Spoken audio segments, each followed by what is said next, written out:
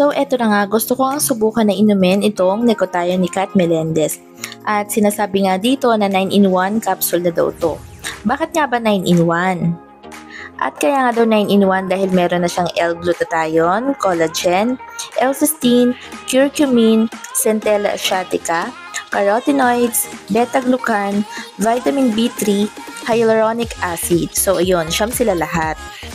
Tapos ayun nga, ang sabi ito daw ay made in Japan at FDA registered din siya dito sa atin sa Pilipinas. At siya ay manufactured by an ISO certified, halal certified, GMP certified institution. Bali 60 capsules na yung laman yan. Tapos meron na din silang trial pack na 14 capsules.